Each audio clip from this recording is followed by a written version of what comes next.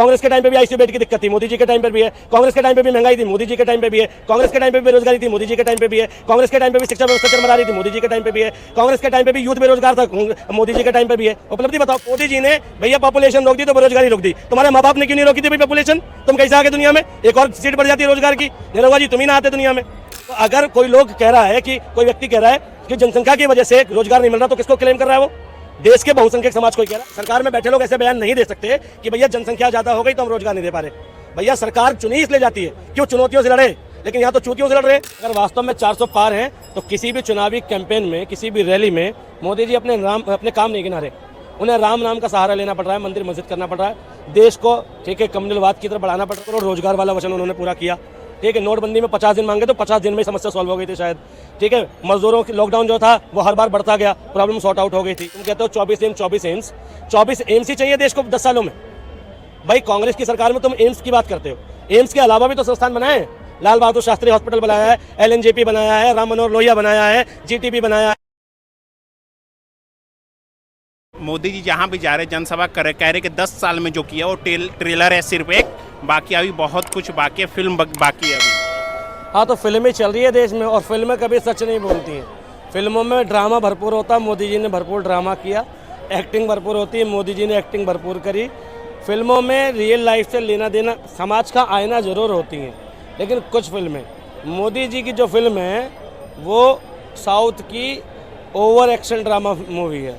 ठीक है, जो ट्रेलर तो उन्होंने दिखा दिया, रो भी लिए, धो भी लिए, कोरोना आया कुछ नहीं कर पाए, लाखों करोड़ों मजदूर पैदल गए, कुछ नहीं हुआ, बिल्कुल ट्रेलर है। ठीक है, देश में ना कुछ हुआ है ना होगा। क्या लगता है 24 में कौन आएगा?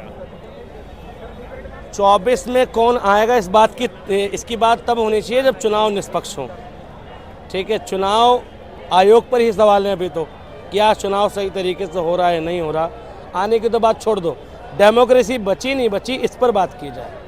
मोदी जी एक और नारा दे रहे और बीजेपी वाले एक और नारा दे रहे, अब की बार 400 पर। क्या लगता है सीटें आ पाएगी बीजेपी को? देखो, मोदी जी अगर 400 पार कह रहे हैं तो मेरे को इतना कंफर्म है कि मोदी जी अपने काम के बेसिस पे नहीं कह रहे हैं।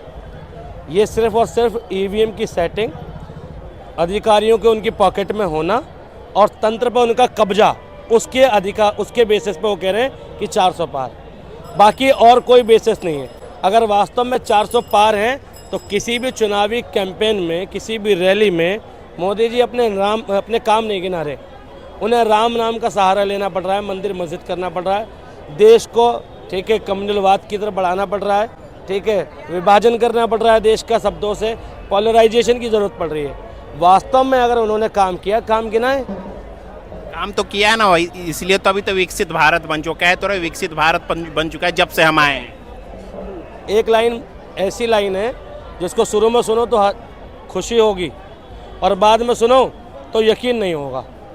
वो लाइनें अच्छे दिन आएंगे, कन्फर्म आएंगे, लेकिन मोदी जी लाएंगे ऐसा नहीं है। तो मोदी जी अच्छे दिन नहीं ला सकते।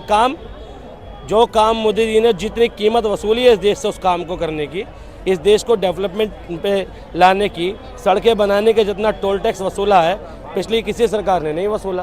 तो इतनी कीमत अगर देशवासियों को चुकानी है डेवलपमेंट को लेकर कि भाई देश में कम्युनलवाद बढ़ेगा, ठीक है, देश का सोशलिज्म ख़त्म हो जाएगा, देश का भाईचारा ख़त्म हो जाएगा, तो इस डेवलपमेंट का क्या करेंगे हम? कोई फ़ायदा नहीं है। अभी एक और मोदी जी कह रहे जहाँ भी जा रहे भाषण दे रहे, रघुकुल रीत सदा चली आए, प्राण जाए पर वचन ना जाए। मोदी जी जितने भी वचन दिए सारे पूरा किए, कह रहे हैं वो। हाँ, एक तो 2 करोड़ रोजगार वाला वचन उन्होंने पूरा किया। ठीक है, नोटबंदी में 50 दिन मांगे तो 50 दिन में ही समस्या सॉल्व हो गई थी शायद। ठीक है, मजदूरों की लॉकडाउन जो था वो हर बार बढ़ता गया, प्रॉब्लम सॉर्ट आउट हो गई थी। वचन में ऑक्सीजन की शॉर्टेज नहीं रही थी और लाखों लोग जो भारत में मरे, ठीक है, वो भी वचन का हिस्सा था। ठीक है, मोदी जी की जो इकोनॉमी थी, ठीक है, 5 ट्रिलियन की, वो भी वचन प्राण चला गया, वचन पूरा हो गया। मतलब कहाँ वचन रहा मोदी जी का? कहीं भी वचन नहीं है। और किसी भी भ्रष्टाचारी को बख्शा नहीं जाएगा।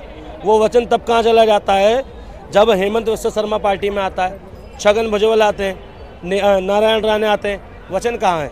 कहीं नहीं है। कह तो रहे मोदी जी न खाया है न खाने दूंगा किसी को। नहीं, मोदी जी खाते नहीं हैं, मोदी जी पीते हैं। ठीक है, हाँ, उन्होंने क्या किया है, मशीन लगा ली है। अब पहले खाना खाएंगे तो पचाएंगे, फिर ग्लूकोज में परिवर्तित होगा, फिर एनर्जी आएगी। मोदी जी ने सीधा फैक्ट्री लगा ली है, अब खाते नहीं हैं, सीधा उसका लिक्विड फॉर्म ले लेते हैं। भ्रष्टाचार का पैसा नहीं लेते मोदी जी, सीधा सीधा अपने दोस्तों को मदद पहुंचा देते हैं। अब पैसा आएगा फिर मदद देंगे, नहीं, सीधा अडानी को प्रोजेक्ट दे देते हैं, सीधा बड़ी बड़ी कंपनियों को दे देते हैं। यानी जो चीज़ प्रक्रिया के बाद मिलेगी वो डायरेक्ट मिलेगी, तो खाते नहीं है, सीधा दान दे देते हैं। क्या लगता है भैया मोदी जी के राज में विकास हुआ है कि नहीं? भाई साहब जो बोल रहा है सही बोल रहा है। क्या बोलेंगे? और मैं तो बोल ही रहा हूँ, कुछ नहीं हुआ भाई साहब मेरी नज़र में। एजुकेशन के ऊपर क्या काम किया मोदी जी ने? कितने शिक्षा संस्थान बने हैं ये बताओ। ठीक है, तुम कहते हो 24 एम्स ही चाहिए देश को 10 सालों में। भाई कांग्रेस की सरकार में तुम एम्स की बात करते हो, एम्स के अलावा भी तो संस्थान बनाए हैं। लाल बहादुर शास्त्री हॉस्पिटल बनाया है, LNJP बनाया है, राम मनोहर लोहिया बनाया है, GTB बनाया है। बताओ 24 एम्स के अलावा मोदी जी की उपलब्धि क्या है? भाई हॉस्पिटल अगर देखोगे तो एम्स एक बनाया है, लेकिन एम्स जैसे कितने हॉस्पिटल बनाए हैं? मोदी जी ने 24 एम्स के लेके झंडा गाड़ दिया। एम्स के अलावा भी तो चाहिए, नगरीय व्यवस्था चाहिए, जिला लेवल पे चाहिए, ग्राम पंचायत लेवल पे चाहिए। कहाँ है सुविधा? नहीं है। सुविधा तो दे रहे हैं ना, कह रहे हैं ना कि अब की बार जितवाइए तो हम तीसरी अर्थव्यवस्था बनाएंगे। कहाँ व्यवस्था है? कौन सी व्यवस्था है? ही नहीं। व्यवस्था बताओ कहाँ है, ढूंढ के। बेड नहीं है, ऑक्सीजन बेड नहीं मिलेगा आपको। आज की डेट में ऊपर वाला ना करे कि आपको भी क्रिटिकल कंडीशन हो जाए और आपको ICU बेड चाहिए होगा, तो आपको बिना नेता की अप्रोच के बेड नहीं मिलेगा। सरकारी अस्पताल में मोदी जी ने ये व्यवस्था दी है, हर बात पे अप्रोच चाहिए। एक तरफ और इल्जाम लगा रहे हैं बीजेपी वाले, कांग्रेस ने कुछ नहीं किया। जब से मोदी जी आए, मोदी की गारंटी चल रही है इस देश में सिर्फ। पुलिस वालों ने रिश्वत लेना बंद कर दी, ये बताओ 10 सालों में। मोदी जी की उपलब्धि में ये बता दो कि किसी भी थाने में जाओ, कोई भी पुलिस वाला किसी भी छोटे मोटे मैटर में बिना पैसे के मान जाता है। ये उपलब्धि है मोदी जी की कि नहीं है? कांग्रेस के टाइम पे पुलिस रिश्वत लेती थी, मोदी जी के टाइम पे भी लेती है। कांग्रेस के टाइम पे भी ICU बेड की दिक्कत थी, मोदी जी के टाइम पर भी है। कांग्रेस के टाइम पे भी महंगाई थी, मोदी जी के टाइम पे भी है। कांग्रेस के टाइम पे भी बेरोजगारी थी, मोदी जी के टाइम पे भी है। कांग्रेस के टाइम पे भी शिक्षा व्यवस्था चरमरा रही थी, मोदी जी के टाइम पे भी है। कांग्रेस के टाइम पे भी यूथ बेरोजगार था, मोदी जी के टाइम पे भी है। उपलब्धि बताओ क्या है, मुझे बताओ क्या उपलब्धि है? आपने अभी बेरोजगारी की बात की, अभी कहाँ बेरोजगारी? अभी देखा, अभी बीजेपी के नेता निरहुआ, उन्होंने क्या बोला आपने सुना है ना? हाँ बिल्कुल सुना है। मतलब देखो, इस देश की जनता को सोचना है, तुमने कैसे कैसे लोग संसद में भेज दिए। ऐसे ऐसे लोग क्या डिजर्व करते हैं? एक लाइन याद आ रही है, ठीक है, कि समय समय की बात, समय समय का योग, और करोड़ों में बिक गए 2-2 कौड़ी के लोग। तो ये 2-2 कौड़ी के लोग जो हैं, जो नेता बन गए, ठीक है, मतलब इनका मानसिक स्तर इतना घटिया है कि एक 10वीं क्लास के बच्चे का मानसिक स्तर इनसे अच्छा होता है। कि मोदी जी ने भैया पॉपुलेशन रोक दी तो बेरोजगारी रोक दी, तुम्हारे माँ बाप ने क्यों नहीं रोकी थी भाई पॉपुलेशन? तुम कैसे आगे दुनिया में? एक और सीट बढ़ जाती है रोजगार की। निरहुआ जी तुम ही ना आते दुनिया में, ठीक है। बताओ, निरहुआ जी कह रहे हैं कि भैया वो उनकी खुद की 2 संतान है, जुड़वा संतान है, 3 है, ठीक है। अगर 3 संतान है भैया तुम भी रोक देते। मतलब बच्चे पैदा करने से रोजगार का लेना देना है बिल्कुल होता है जनसंख्या से, जनसंख्या की विस्फोटक वृद्धि से, लेकिन देखना पड़ेगा कि भाई देश में जनसंख्या किसकी बढ़ रही है। तुम बार बार क्लेम करते हो कि मुसलमानों की बढ़ रही है, दूसरे देशों की बढ़ रही है।